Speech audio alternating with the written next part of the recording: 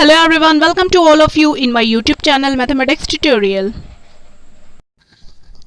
So in this video we are going to start our new chapter which is mechanical properties of fluids या fluid mechanics. ठीक है, तो चलिए भाई fluid mechanics को समझना है तो सबसे पहले जो टर्म आता है fluid टर्म को समझना होगा. आइए स्टार्ट करते हैं अपना न्यू चैप्टर fluid mechanics. सबसे पहला टर्म है अपने पास फ्लूइड. यार फ्लूइड क्या होता है? सिंपली अगर आपसे फ्लूइड कोई पूछता है ना, what is fluid, so easily आप उसको बताइए विच कैन फ्लो. जो भी फ्लो कर सकता है, हर वो चीज़ जो फ्लो कर सकती है, that is known as fluid. ठीक है, तो फ्लूइड में आपके पास सारे के सारे लिक्विड आ गए और सारी गैसेज आ गई. ठीक है, तो यहाँ पे आपके पास लिखा भी हुआ है. ठीक है, अ fluid is a substance that can flow. ठीक है, तो all the liquids and gases सारे आपके फ्लूइड हैं. चलिए आगे बढ़ते हैं. फ्लूइड के बाद बात कर लेते हैं हम लोग थ्रस्ट की. थ्रस्ट क्या होता है? The total force exerted by a liquid on any surface in contact with it is called thrust. देखो बहुत बेसिक सी चीज़ है, डेफिनेशन से थोड़ी सी चीज़ें कॉम्प्लिकेटेड हो जाती हैं. सपोज करो ये कंटेनर है आपका, इसमें हम लोगों ने लिक्विड फिल कर रखा है. ठीक है, तो देखो the total force exerted by liquid on any surface in contact with it is called thrust. चलो, तो ये लिक्विड की यहाँ पे बॉटम के साइड पे देखिए, ये वाली सरफेस सॉलिड से कांटेक्ट में ना, सॉलिड कंटेनर से, तो इस पर जो नेट फोर्स लगाएगा लिक्विड, ठीक है, वो आपका थ्रस्ट हो जाएगा. कलर चेंज कर लेते हैं. ये देखिए इस डायरेक्शन में ये जो फोर्स लगा वो थ्रस्ट है. ठीक है, इसी तरह से इस वाले एंड पे भी, ये भी तो आपका सरफेस है ना, इस सरफेस पे भी तो लिक्विड फोर्स अप्लाई करेगा, वो फोर्स भी आपका क्या कहलाएगा? थ्रस्ट. ठीक है, तो थ्रस्ट एक तरह का फोर्स होता है जो कि लिक्विड वेसल के वॉल्स पे लगाता है. ओके, तो इसका यूनिट आपका ऐसा यूनिट न्यूटन होगा. डायमेंशनल फॉर्मूला mlt-2 होगा. क्लियर ही है. आगे बढ़ते हैं. थ्रस्ट के बाद हम लोग प्रेशर पे. प्रेशर क्या होता है यार? प्रेशर बहुत बारी आपने पढ़ा होगा. The pressure at a point on a surface is thrust acting normally per unit area around that point. चलो भाई फिर से इसको देख लो एक बारी. ये है कंटेनर, कंटेनर में आपने लिक्विड फिल कर रखा है. ठीक है, तो बॉटम सरफेस पे अगर इस डायरेक्शन में थ्रस्ट एक्ट कर रहा है, थ्रस्ट टी एक्ट कर रहा है पर यूनिट एरिया, तो ये आपका क्या कहला जाता है? Liquid pressure P. अच्छा, इस डायरेक्शन में भी एक्ट कर सकता है, नॉर्मली बोला है ना, तो ये वाला थ्रस्ट भी तो नॉर्मली ही एक्ट कर रहा है. ठीक है, तो थ्रस्ट पर unit area is known as pressure. Pressure की यूनिट्स आपके पास गिवन है. SI यूनिट है पास्कल और न्यूटन पर मीटर स्क्वायर. CGS यूनिट है डाइन पर centimetre square. Dimensional formula is given to you, it is ml-1 t-2. Okay, pressure का formula P is equals to F/A. यहाँ मैंने T थ्रस्ट के लिए लिख दिया है, लेकिन T आपके पास आगे आने वाला सरफेस टेंशन के लिए है. टेंशन के लिए हमने पहले यूज़ कर रखा है, तो इसलिए इन्होंने थ्रस्ट को भी P से ही शो कर दिया. कोई दिक्कत नहीं है. आगे बढ़ते हैं. चलिए इसके बाद हम लोग बात कर लेते हैं लिक्विड इन इक्विलिब्रियम. आपका लिक्विड इक्विलिब्रियम में है, इसका क्या मतलब है? लिक्विड इक्विलिब्रियम में होने का मतलब सिर्फ इतना है कि लिक्विड पे नेट फोर्सेस जो है हमारे जीरो है. तो क्या है देखिए, consider a liquid contained in a vessel in equilibrium state of rest. हमने यहाँ पे देखिए एक कंटेनर लिया, उसमें लिक्विड लिया जो कि रेस्ट में है. ठीक है, suppose the liquid exerts a force F on the bottom surface in an incline direction OA. तो ये OA है ना, सपोज कर लिए कि लिक्विड इस डायरेक्शन में, बॉटम पे इंक्लाइन डायरेक्शन में एक फोर्स अप्लाई कर रहा है OA. ठीक है, फिर क्या है? The surface exerts an equal reaction R to the water along OB. तो देखो लिक्विड इक्विलिब्रियम में है तो डेफिनेटली इस OA की रिएक्शन तो काम करेगी. वो क्या रिएक्शन है? OB. ठीक है, वो वाटर के अंदर काम कर रही है, OB लिक्विड के अंदर. यहाँ पे स्पेसिफाई कर दिया वाटर से, नहीं तो हर बारी लिक्विड को वाटर नहीं समझना है. The reaction R along OB has two rectangular components. अच्छा हाँ, कॉम्पोनेंट्स में स्प्लिट करना मैंने आपको सिखाया था वेक्टर वाले पार्ट में. वेक्टर कॉम्पोनेंट इसके रिजॉल्व कर लीजिएगा. OC and OD R its vector components.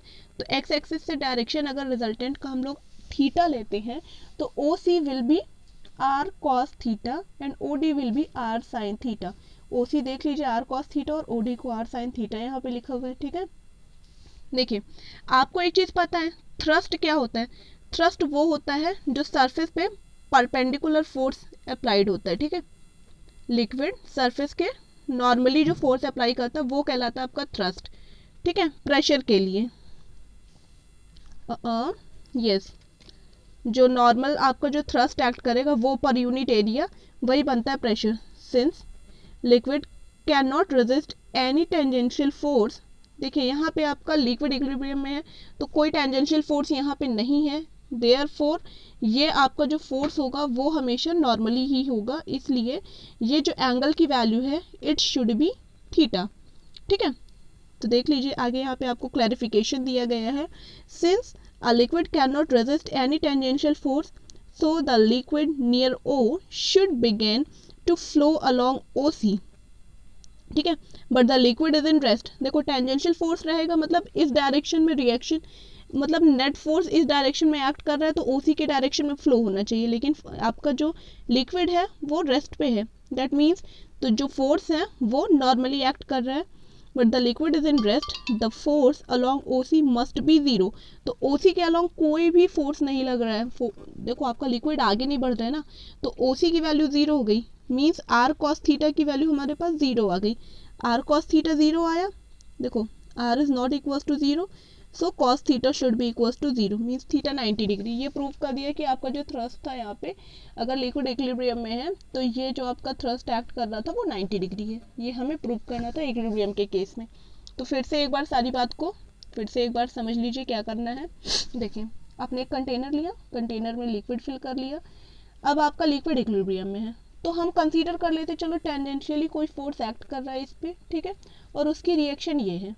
तो जब इस रिएक्शन को हम स्प्लिट करेंगे इसके कंपोनेंट्स में, ठीक है, आर रिएक्शन को स्प्लिट किया तो R cos theta R sine theta मिला। अब देखो मेन चीज़ क्या है कि अगर ओ सी, ठीक है, ओ सी जो एक्स एक्सिस के अलॉन्ग कंपोनेंट है वो नॉन ज़ीरो है तो लिक्विड को आगे इस डायरेक्शन में बढ़ना चाहिए, ओ सी की डायरेक्शन में आगे बढ़ना चाहिए, लेकिन नहीं, लिक्विड अपना रेस्ट पे है, it means O C must be zero. OC की वैल्यू जीरो है तो आर कॉस थीटा को उठा के जीरो से इक्वेट कर दो। आर आपका नॉन जीरो है क्योंकि यहाँ पे तो फोर्स आपको मिला है ना, उसी की तो रिजल्टेंट रिएक्शन मिली थी यार, ठीक है, तो आर नॉन जीरो है, it means cos theta should be zero और theta will be of 90 degree. तो इससे प्रूव हो गया कि ये आपकी जो डायरेक्शन है थ्रस्ट की, मतलब फोर्स जो है वो परपेंडिकुलर है सरफेस पे हर जगह पे, hence the liquid always exerts force perpendicular to the surface of container at every point, okay। अब आगे बढ़ते हैं हम लोग। Next is density. डेंसिटी क्या होता है भाई, बहुत बार पढ़ा होगा, मास पर unit volume is known as density. तो सही है यार, वही चीज़ है, मास पर unit volume is known as density. Density यहाँ पे रो से डिफाइन किया गया है, इसको डिनोट किया गया है मास अपॉन वॉल्यूम, ठीक है। डेंसिटी का फॉर्मूला, बेसिक फॉर्मूला आपके सामने लिखा हुआ है, density is a positive scalar quantity, yes, density कभी आपका नेगेटिव नहीं होगा। उसके बाद एसआई यूनिट है किलोग्राम पर metre cube, CGS unit is gram पर centimetre cube, dimensional formula is ml-3, okay. तो ये थी सारी बातें about density. Come to the next point.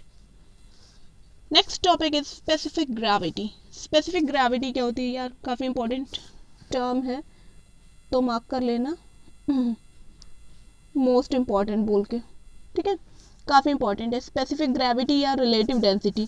The specific gravity और relative density of a substance is defined as the ratio of density of the substance to the density of water at 4 degree Celsius. यार देखो पहले तो substance की density ले लो और उसमें divide कर दो वाटर की डेंसिटी से एट 4 डिग्री सेल्सियस, ठीक है, दोनों का जो रेशियो है वो कहलाता है आपका स्पेसिफिक ग्रेविटी या रिलेटिव डेंसिटी, ठीक है।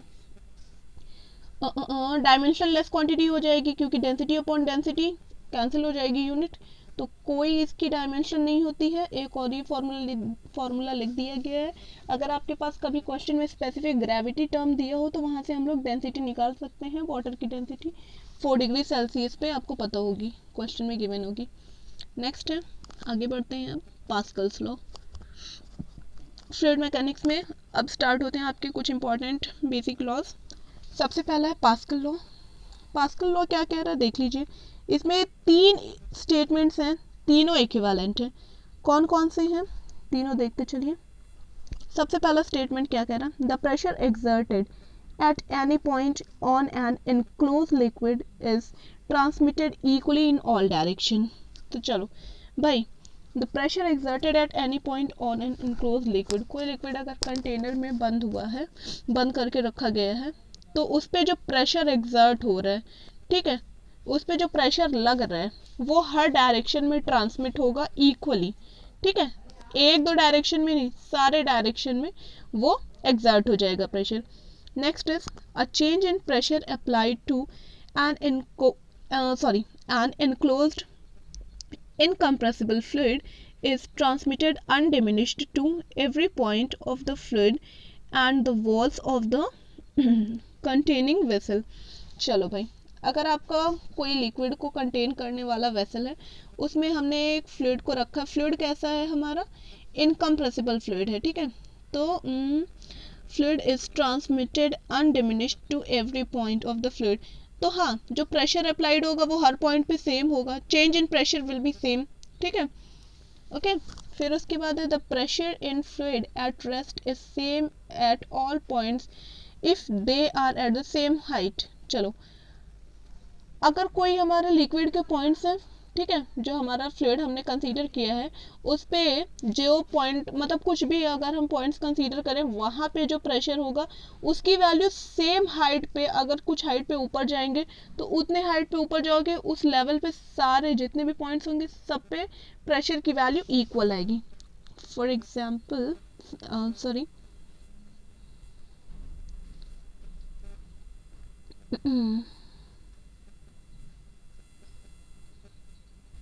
जी, ये है आपका कंटेनर, अगर इसमें ये फ्लूइड है, सबसे पहले थर्ड पॉइंट को समझिए। थर्ड पॉइंट आपका क्या कह रहा है, क्या कह रहा है, the pressure in a fluid at rest is same at all points if they are at the same height.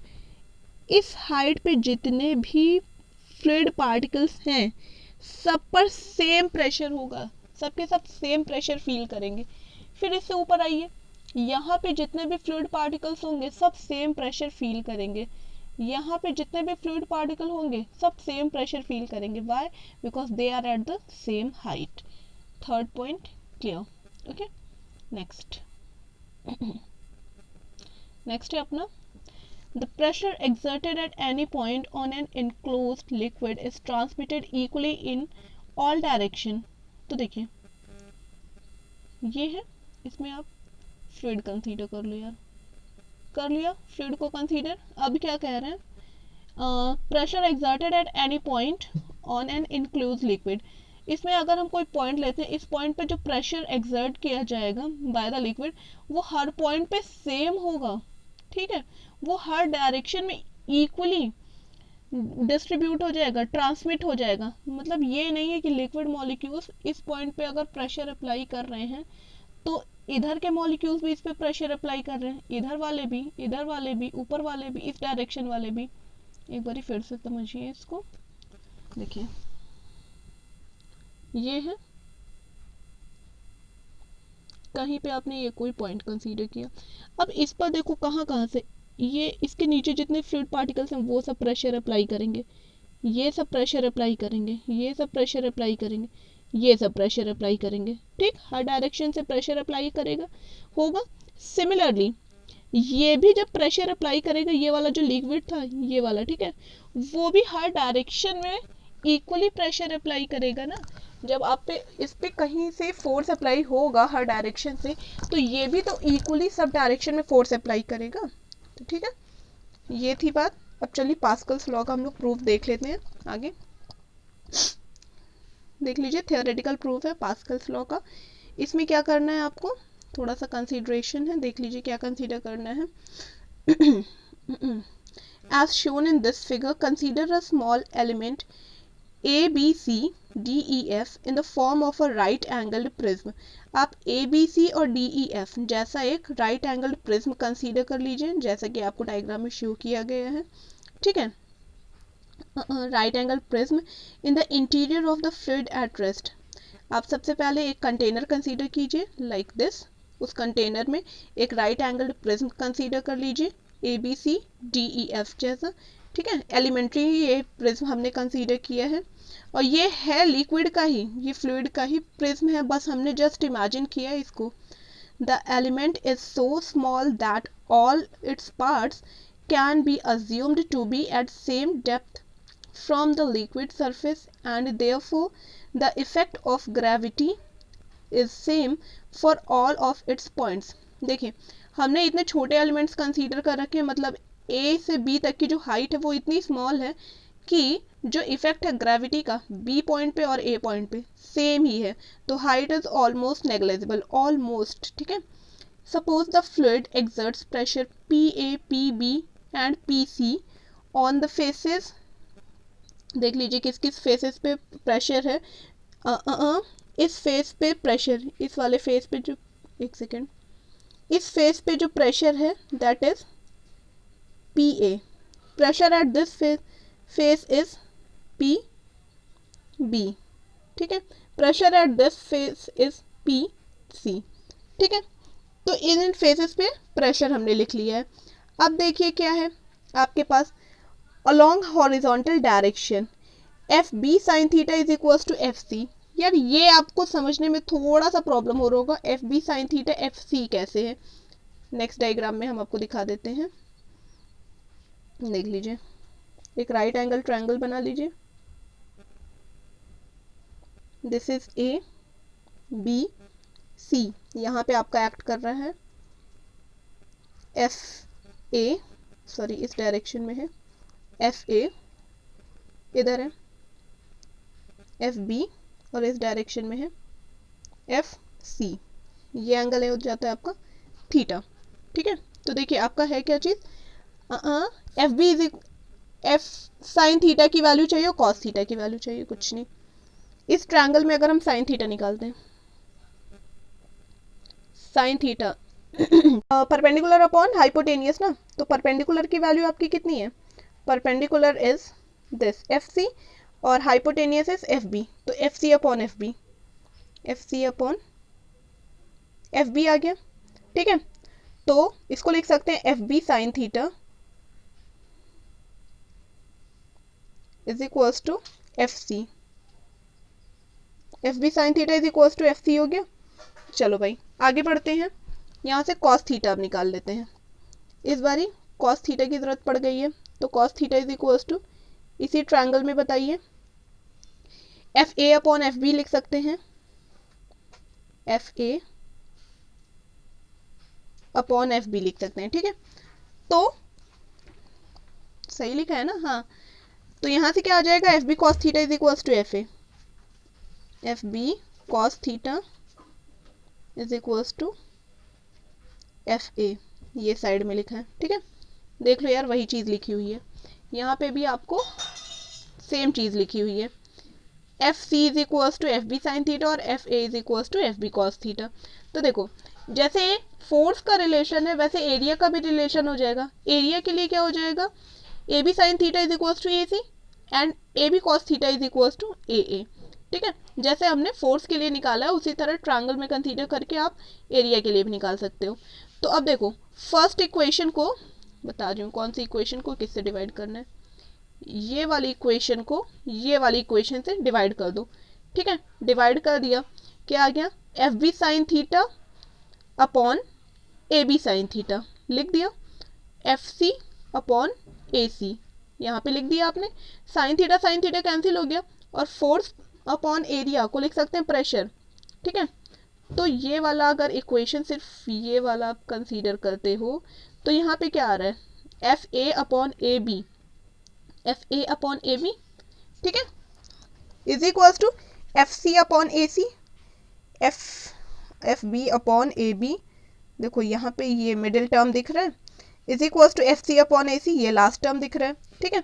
Similarly आप ये सेकंड वाले से इस वाली एरिया वाली इक्वेशन में डिवाइड कर दो, मतलब सेकंड इक्वेशन में इस वाले एरिया से डिवाइड कर दो एरिया की इक्वेशन से, तो आपको मिल जाएगा FB cos theta upon AB cos theta is equals to FA upon AA, ठीक है। तो वहाँ से आपके पास आ जाएगा FB अपॉन AB इक्वल है FA अपॉन AA के, ठीक है। कुल मिला के आ गया PA PB PC। तीनों पॉइंट पे जो प्रेशर है हमारा वो इक्वल आ रहा है, A पॉइंट पे, B पॉइंट पे, C पॉइंट पे, तीनों पॉइंट पे जो प्रेशर की वैल्यू है, तीनों फेसेस पे जो प्रेशर की वैल्यू थी वो इक्वल आ गई, ठीक है। और यही तो था पास्कल्स का थर्ड लॉ। अभी मैंने आपको बताया था ना, अगर सेम हाइट पे होंगे फ्लूइड में आपके कई सारे कितने भी पॉइंट्स, तो सब पे जो प्रेशर होगा, प्रेशर की वैल्यू सेम आएगी, ठीक है। तो यहाँ पे वही चीज़ प्रूव कर दी आपने। तो पास्कल्स लॉ इस तरह से प्रूव हो गया आपका। नेक्स्ट है pressure exerted by liquid column. कोई लिक्विड कॉलम कितना प्रेशर एक्सर्ट करता है वो देखना है हमें। तो pressure exerted by liquid column ये क्या होता है? Consider a vessel of height h and cross sectional area a filled with a liquid of density ρ। ये हमने लिक्विड कॉलम कंसीडर कर दिया जिसका height h, cross sectional area a है, जिसमें लिक्विड भरा हुआ है। इसका वेट कितना होगा? Weight is equals to mg, ठीक है, mass of the liquid into density, जो कुछ sorry acceleration due to gravity g। Mass can be written as volume into density, ठीक है, तो volume into density into g। तो वॉल्यूम कैसे निकलेगा भाई? देख लो, वॉल्यूम A इंटू एच, जो भी क्रॉस सेक्शनल एरिया है उसमें हाइट से मल्टीप्लाई कर दोगे आपको वॉल्यूम मिल जाएगा, into density was rho into G. तो AL rho G, sorry AH rho G, ठीक है, ये आ गया हमारा वेट। जितना वेट होगा वही तो फोर्स अप्लाई, उतना ही तो ये फोर्स अप्लाई कर पाएगा, ठीक है। तो pressure exerted by this liquid column on the bottom of the vessel is तो इसमें जो लिक्विड भरा हुआ है, लिक्विड का वेट हमने निकाल लिया, वो इस वेसल पे कितना फोर्स अप्लाई करेगा? तो देखो, वेट तो कितना प्रेशर अप्लाई करेगा, तो फोर्स तो हमने निकाल लिया वेट के थ्रू। Pressure will be thrust upon area, तो thrust means its weight upon area, तो एरिया एरिया कैंसिल हो गया, रो जी एच। प्रेशर कितना आ गया भाई आपका? रो जी एच। आगे बढ़ते हैं हम लोग। इसके बाद है अपना variation of liquid pressure with depth, मतलब मॉडिफाइड पास्कल्स लॉ हम लोग जा रहे हैं पढ़ने ना। तो देखिए इसमें क्या है, जैसा कि आपको डायग्राम में दिख रहा है, आप लिक्विड कंसीडर कीजिए जो कि रेस्ट पे है, ठीक है, एक कंटेनर में, ठीक है। तो ये है अपना कंटेनर, इसमें हम लोगों ने कंसीडर किया लिक्विड जो कि अपना रेस्ट पे है। इसमें हम क्या करेंगे, एक सिलेंड्रिकल एलिमेंट या सिलेंड्रिकल एलिमेंट्री शेप इमेजिन करेंगे, ठीक है, जिसका कि क्रॉस सेक्शनल एरिया ए है। क्रॉस सेक्शनल एरिया कितना है भाई? कैपिटल ए, ठीक है, इस सिलेंड्रिकल शेप का, ओके, जो हमने सिर्फ इमेजिन किया है, और इसकी हाइट आपको दिख रही है डायग्राम में h है, ठीक है। तो इसके बाद कंसीडर कर लीजिए P1 P2 pressure, P1 P2 with the liquid pressures at its top point 1 and bottom point 2 respectively. तो पॉइंट 1 जिसको हमने टॉप पॉइंट का है उस पर प्रेशर P1 और बॉटम पॉइंट 2, ठीक है, इस पर प्रेशर P2 है। तो पास्कल्स लॉ से हमें ये पता चला था कि अगर फ्लूइड में जो पॉइंट्स हैं हमारे सेम हाइट पे होंगे तो प्रेशर इक्वल होगा, सेम होगा सब पर, ठीक है। यहाँ पे भी तो हमने एलिमेंट्री पोर्शन ही लिया है, तो अब इसमें देख रहे हैं h हाइट पे है इसलिए हम प्रेशर अलग लेके चल रहे हैं P1 P2 कि भाई नहीं, अगर मॉडिफिकेशन है तो डेफिनेटली प्रेशर में कुछ डिफरेंस आना चाहिए, प्रेशर इक्वल नहीं होना चाहिए। तो ये जो देखिए ये चीज़ें हमने कंसीडर कर ली। अब क्या है, इस पर नेट फोर्स कितना एक्ट करेगा वो हमें देखना होगा। तो सबसे पहले सारे फोर्सेस को कंसीडर करिए। नंबर 1, पहला फोर्स क्या है? Force due to the liquid pressure at the top. देखिए लिक्विड प्रेशर जो है टॉप पे लग रहा है, मतलब देखो ये सिलेंड्रिकल शेप है ना, इस सिलेंड्रिकल शेप पे बाकी के जो लिक्विड मॉलिक्यूल्स हैं वो प्रेशर एक्सर्ट करेंगे, और किस डायरेक्शन में? टॉप डायरेक्शन पे, ठीक है, ऊपर जो डायरेक्शन दिख रही है इस डायरेक्शन में, ठीक है। तो वहां से जो फोर्स लग रहा है वो कितना है? F1, उसको F1 कह दीजिए। तो force is equal to pressure into area, liquid का क्रॉस सॉरी एलिमेंट्री, ये जो सिलेंड्रिकल पोर्शन हमने कंसीडर किया था लिक्विड में, इमेजिन किया था, उसका क्रॉस सेक्शनल एरिया ए था, तो F1 की वैल्यू P1 इंटू ए। सेकेंड, आपका सेकेंड फोर्स क्या हो जाएगा? देखिए इसी तरह से फ्लूइड के जो लिक्विड के मॉलिक्यूल्स हैं वो डाउनवर्ड डायरेक्शन से भी तो प्रेशर अप्लाई कर रहे हैं, एक्सर्ट कर रहे हैं, वो प्रेशर की वैल्यू कितनी है? P2। तो इस डायरेक्शन में फोर्स की वैल्यू इस प्रेशर की वजह से कितनी हो जाएगी? F2 is equal to P2 times A, ठीक है। थर्ड आ जाइए, weight of the liquid liquid cylinder acting downwards. तो देखो इस सिलेंड्रिकल शेप में भी तो लिक्विड ही है जो हमने इमेजिन किया था, तो इसका वेट भी तो एक्ट करेगा। वेट है तो ऑब्वियस सी बात है वर्टिकली डाउनवर्ड एक्ट करेगा। तो ये mg इसका वेट, ठीक है, वो एक्ट कर गया। Weight should be equals to mg and mass can be written as volume into density. तो ठीक है, वॉल्यूम हमने कंसीडर कर लिया, a into H area into height, rho was the density and g acceleration due to gravity. ठीक है, अब आगे बढ़िए। देखिए, अब देखिए डायग्राम को थोड़ा सा मैसी दिख रहा है, इसको क्लियर करना पड़ेगा। चलिए अब क्या करना है, इसमें सारे फोर्सेस, आपका ये जो सिलेंड्रिकल शेप में एलिमेंट लिया था ना फ्लूइड में, ये हमको रेस्ट पे दिख रहा है ना, it means net force is zero. Net force zero है तो जो जो मैकेनिक्स में पड़ा है वो अप्लाई कर दीजिए। अपवर्ड डायरेक्शन में लगने वाले फोर्सेस डाउनवर्ड डायरेक्शन में लगने वाले फोर्सेस से बैलेंस हो रहे हैं। मतलब ये हमारा इस डायरेक्शन में जो फोर्स लग रहा है वो इक्वल है इस डायरेक्शन में लगने वाले फोर्सेस से, मतलब इस डायरेक्शन में लगने वाले फोर्सेस इक्वल है इस डायरेक्शन में लगने वाले फोर्सेस से। तो सबसे पहले देख लीजिए अपवर्ड डायरेक्शन में कितने फोर्सेस लग रहे हैं। अपवर्ड डायरेक्शन में लगने वाले फोर्सेस हैं P2, P2 की वजह से F2 लग रहा है, तो F2 आपका इक्वल हो जाएगा किसके किसके, डाउनवर्ड डायरेक्शन में कौन कौन सा फोर्स लग रहा है, एक तो हुआ वेट, दूसरा हुआ F1। F1 plus W should be equals to F2, ये लिखा हुआ है आपके पास। तो यहाँ से F2 माइनस F1 को हम लोग लिख सकते हैं W। ठीक है, तो फोर्स की वैल्यू कितनी थी, एरिया के टर्म्स में लिख दीजिए, प्रेशर के टर्म्स में, P2A minus P1A is equals to weight was AH rho G. ठीक है, थ्रू आउट दिस इक्वेशन देखिए एरिया कैंसिल आउट हो रहा है, तो क्या मिला आपको, P2 minus P1 is equals to H rho G या रो जी H। तो देख लो यार, प्रेशर डिफरेंस जो आ रहा है ना टॉप पॉइंट और बॉटम पॉइंट पे, वो है रो जी एच, जो अभी हम लोगों ने निकाला था ना, liquid pressure exerted bye a column, yes, pressure exerted bye a liquid column, वही चीज़ आ गया। तो ठीक है, तो दोनों के बीच का जो प्रेशर डिफरेंस है that is rho G H. अब क्या है वो निकल के क्या आया हमारे सामने, बात निष्कर्ष क्या निकला, this is modified Pascal's law in presence of gravity. देखो ग्रेविटी की वजह से ये था नया हमारा मॉडिफाइड पास्कल्स लॉ। इसके अकॉर्डिंग क्या है, देखिए अगर आपके पास दो पॉइंट हैं, ठीक है, लिक्विड में फ्लूइड में आपने कंसीडर किया है, जिनके बीच कुछ ना कुछ हाइट है, तो दोनों का जो प्रेशर डिफरेंस है वो हो जाएगा रो जी एच, मीन्स उस हाइट पे डिपेंड करेगा हर बारी। अगर हाइट जीरो है, आइडेंटिकल है, मतलब हाइट दोनों की, तब आपका प्रेशर सेम आ जाएगा। वो चीज़ यहाँ पे आपको बता दी गई है। ओके, फिर उसके बाद एक और चीज़ है यहाँ पे आपके नोटिस करने वाली, वो है that is if the shift point 1 to the liquid surface which is open, अगर मान लीजिए यहाँ पे ये पॉइंट 1 को हम थोड़ा सा शिफ्ट कर दें, कहाँ पे, टॉप पे, ठीक है, जहाँ से मतलब कि हमें आप जहाँ से हमें P1, ये जो प्रेशर है ना, P1 हमारा एटमॉस्फेरिक प्रेशर के इक्वल हो जाए, तो इस P1 पॉइंट को 1 पॉइंट को ऊपर कर दें, जहाँ से P1 जो लिक्विड मॉलिक्यूल्स प्रेशर लगा रहे थे वो वाला प्रेशर ना हो करके एटमॉस्फेरिक प्रेशर में कन्वर्ट हो जाए। तो हम क्या कर सकते हैं यहाँ पे, क्या कह सकते हैं, देख लीजिए, एटमॉस्फेरिक प्रेशर अगर आपका बन जाएगा तो क्या हो जाएगा, P minus P A is equals to rho G H. ठीक है, P माइनस P2 या P A is equals to rho G H. ठीक है, तो ये आपका जो P माइनस पी ए निकलेगा H हाइट पे, वो क्या कहलाएगा, गॉज प्रेशर।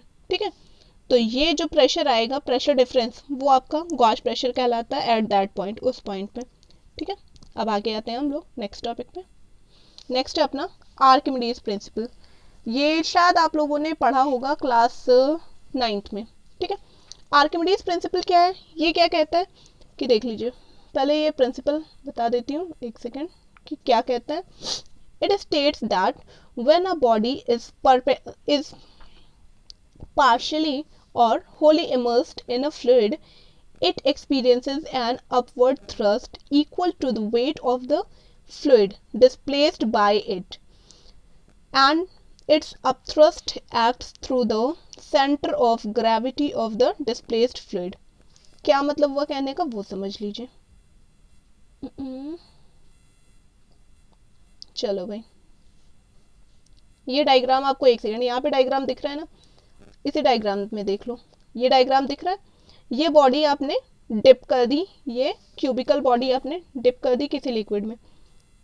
स्टेटमेंट को फिर से ध्यान दीजिएगा, क्या कह के आ रहे हैं? It states that when a body is partially और wholly immersed in a fluid, ये कंटेनर आपने कंसीडर किया, ये इसमें फ्लूइड है, ठीक है।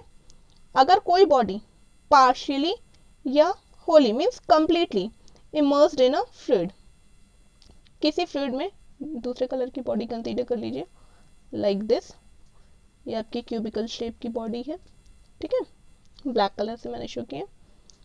तो ये बॉडी या तो कंप्लीटली या पार्शियली किसी लिक्विड में आप डुबोते हो तो क्या करेगी? दो ही चीज़ें। सबसे पहला काम, ये अपने वेट के थ्रू नीचे जाती है, ठीक है।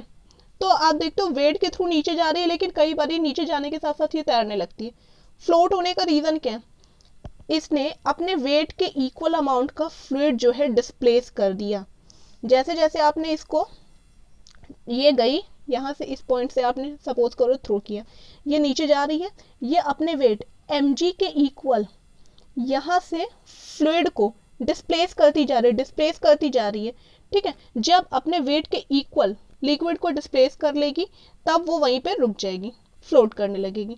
तो ये था आपका आर्किमिडीज प्रिंसिपल, और ये उसका प्रूफ भी गिवन है, आपकी मर्जी पढ़ लीजिएगा। प्रूफ वैसे आई गेस आपने पढ़ा होगा पहले ही, बट ठीक है देख लीजिएगा एक बारी। अब आते हैं आगे, नेक्स्ट है आपका विस्कोसिटी। तो भाई विस्कोसिटी क्या है? देख लीजिए, viscosity is a property of fluid by the virtue of which an internal force of friction comes into play when a fluid is in motion and which opposes the relative motion between its different layers। आपने देखा होगा कि fluid में कई सारी layers होती हैं, ठीक है। तो अगर फ्लूइड की दो सक्सेसिव लेयर्स की बात करूं, ये दोनों, इन दोनों के बीच जो रिलेटिव मोशन हो रहा है, ठीक है, इसको जो रोकने का काम करेगा वो फोर्स, इनके बीच जो फोर्स लगेगा, ठीक है, रिटार्डिंग फोर्स कह लीजिए या इंटरनल फ्रिक्शन कह सकते हो, वो कहलाता है विस्कोसिटी। इन दोनों के सक्सेसिव मोशन को जो रोकने का काम करेगा जो फोर्स, वो है आपका विस्कोसिटी, ठीक है। तो आइडियल फ्लूइड के लिए विस्कोसिटी शुड बी 0। आगे बढ़ते हैं हम लोग, वेलोसिटी ग्रेडियंट।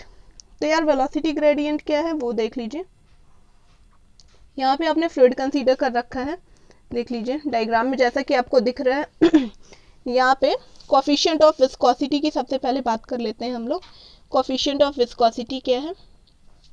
आपको डायग्राम में दिख रहा है, फ्लूइड है, ये स्टीडीली फ्लो कर रहा है, ठीक है, in the form of parallel layers on a fixed horizontal surface.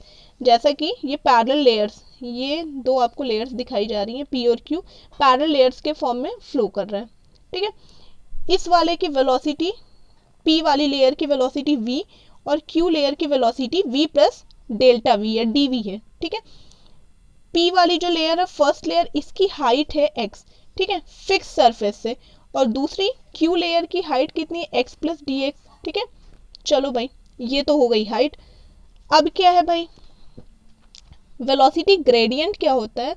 आपका dv by D X is known as velocity gradient, ठीक है। तो वेलोसिटी में जो चेंज आया है, दोनों की change in velocity upon change in height, दोनों की हाइट में जो चेंज है वो है आपका वेलोसिटी ग्रेडियंट। यहाँ पे आपका देख लीजिए dv upon dx is velocity gradient, ठीक है। अगर आप डिफाइन करना चाहो तो dv by dx is the rate of change of velocity with distance in the direction of increasing distance, या direction of increasing distance and is called velocity gradient, ठीक है। क्या था? dv by dx is the rate of change of velocity with distance. तो rate of change of velocity with distance is known as velocity gradient. अब आगे बढ़ जाइए, देखिए इसमें क्या कह रहे हैं। According to Newton's law, first point आपका क्या है?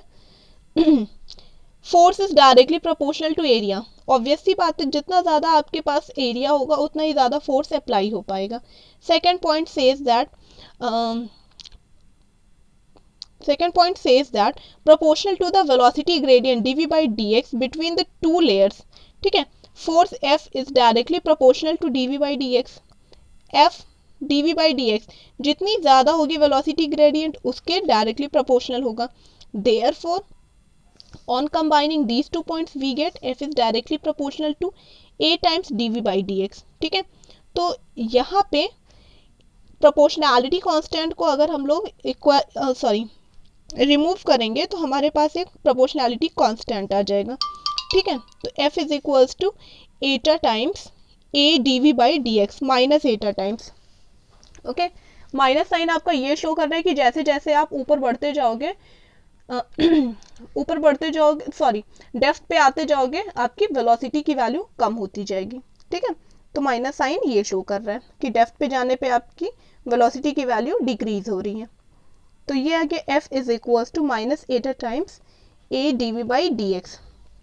इसके बाद क्या है, if area is equals to 1, area को यूनिट कर लीजिए, d we by D x को यूनिट कर लीजिए, मतलब वेलोसिटी ग्रेडियंट शुड बी 1।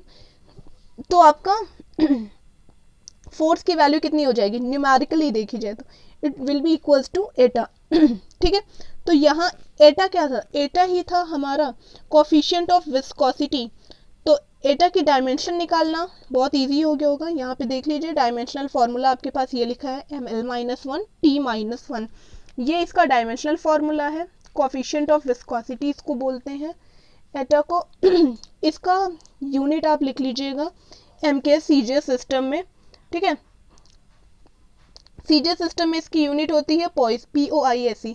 तो 1 पॉइस को कन्वर्ट कर लीजिएगा, 1 poise is equals to 1 dyne second per centimetre square होता है। ओके, तो ये चीज़ आप कन्वर्ट करके देख लीजिएगा। बाकी इतना ही था वेलोसिटी ग्रेडियंट। इन शॉर्ट अगर आपको समझना हो तो वेलोसिटी ग्रेडियंट को लिखते हैं हम लोग grad V is equals to, बहुत सिंपल सा फंडा है, rate of change of velocity with respect to distance. ठीक है, करना क्या था आपको, जस्ट अ मिनट,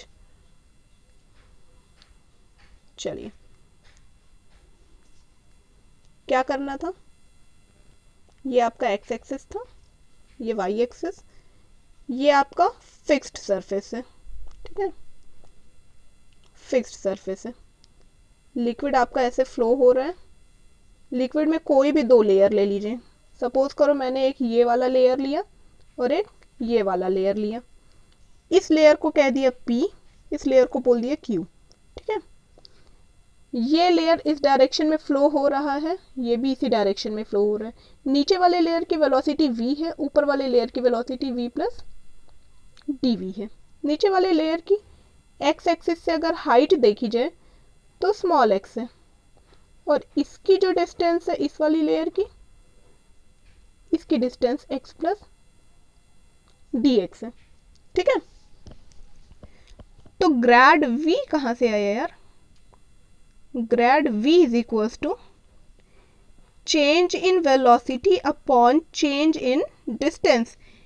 ठीक है, यही तो था change in velocity with respect to distance, यही तो था वेलोसिटी ग्रेडियंट। और नेगेटिव साइन होने का रीजन यहाँ पे देख लो यार, यहाँ पे साइन आपका नेगेटिव आएगा। इसके नेगेटिव होने का रीजन सिर्फ इतना है कि जैसे जैसे यहाँ पे आप लेयर्स में नीचे जाते जाओगे वेलोसिटी कम होती जाएगी। इसकी वेलोसिटी सबसे ज़्यादा, इसकी उससे कम, इस लेयर की और कम, इसकी और कम, इसकी और कम। क्यों? क्योंकि जितना नीचे जाओगे आपके पास विस्कोसिटी उतनी ज़्यादा एक्ट करेगी, तो कोफिशिएंट ऑफ विस्कोसिटी का यहाँ पे फ़र्क पड़ता है। ओके, तो आज के लेक्चर में इतना ही। नेक्स्ट लेक्चर में हम लोग बात करेंगे स्टोक्स लॉ की, काफ़ी सारी और भी प्रॉपर्टीज़ हैं फ्लूइड की। स्ट्रीमलाइन फ्लो क्या होता है ये सब देखेंगे, turbulent flow, flow of the fluid पढ़ेंगे, बहुत सारी चीज़ें पढ़नी है, बर्नौलीज इक्वेशन पढ़नी है, इक्वेशन ऑफ कंटिन्यूटी। तो तब तक के लिए कीप वॉचिंग, थैंक यू।